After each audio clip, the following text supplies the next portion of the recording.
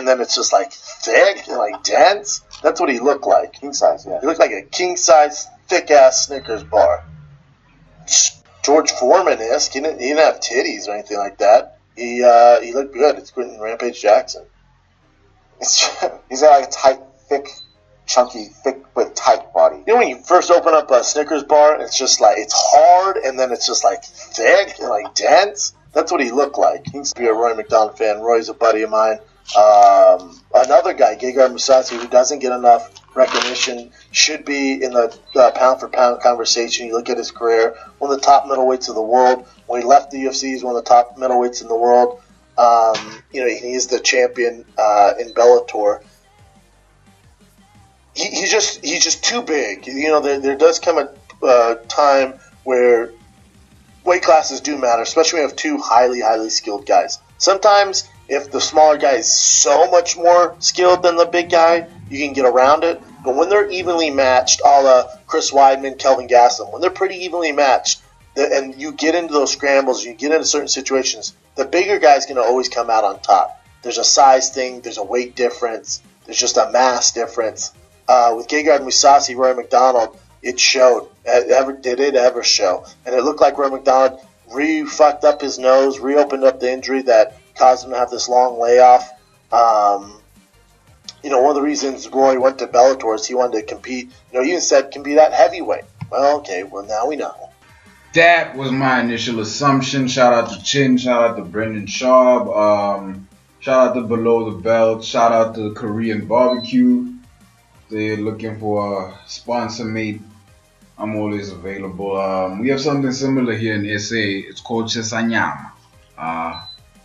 Just thought you should know. Let's get back to the fight. I thought it was just me making a bad assumption, as some fight fans do when they see certain fights. And I know that Rory Macdonald is very skilled as an overall MMA fighter.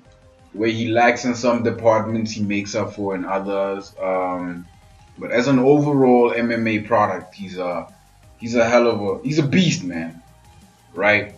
Gegard washed him. There was no point during that fight where I felt like Rory was winning it. And I couldn't understand why.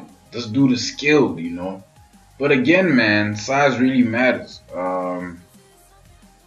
So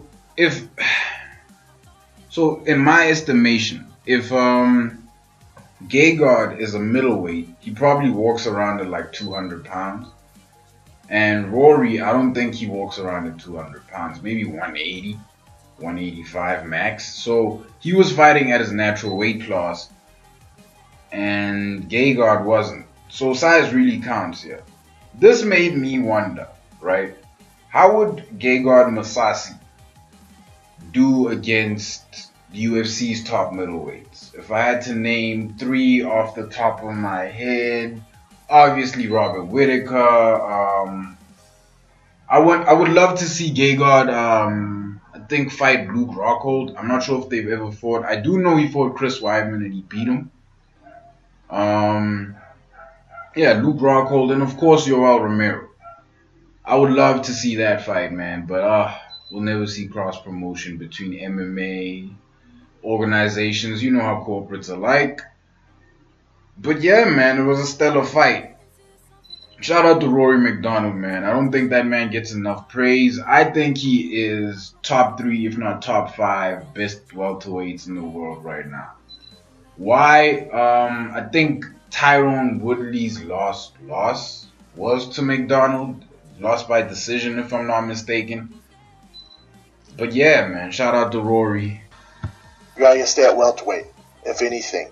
And at middleweight, Bellator's in a tricky situation because as much as I love that and Roy having the 2 belt stuff like that, well, now you're champion at welterweight, who's going into this welterweight tournament. You have Murderer's Row in this goddamn tournament. Just got destroyed. It's coming off a loss and has a busted up nose. So it's a tough sell. It's a tough fucking sell. It backfired. I thought it was going to be a great idea, and this is why people don't. So This is a big deal for Asians around the world. That's huge. All right, this movie, Crazy Rich Asians, it's top of the box office right It now. was a book too, right, Jim? Yeah. Did you guys read the book? Nah. It's about time Asians had a movie. This is the first time, right? There was a Fresh Off the Take Boat. it easy. Rush Hour 1, Rush Hour 2.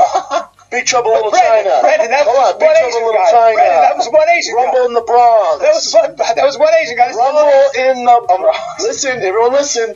Rumble in the Bronx. Brandon. Godzilla 1, 2. Brandon, these are. I understand, but that was just some Asian actor. Enter the Dragon. Brandon, okay, but that was a long time ago. That was all karate. This is about The Last Samurai. there's no karate in this Tom movie. Cruise in The Last Samurai. There are no swords or karate. This is like human beings having like relationships. Disney's Mulan. Brandon, Emperor's New Mulan is not Groove. Asian. It was Polynesian. God.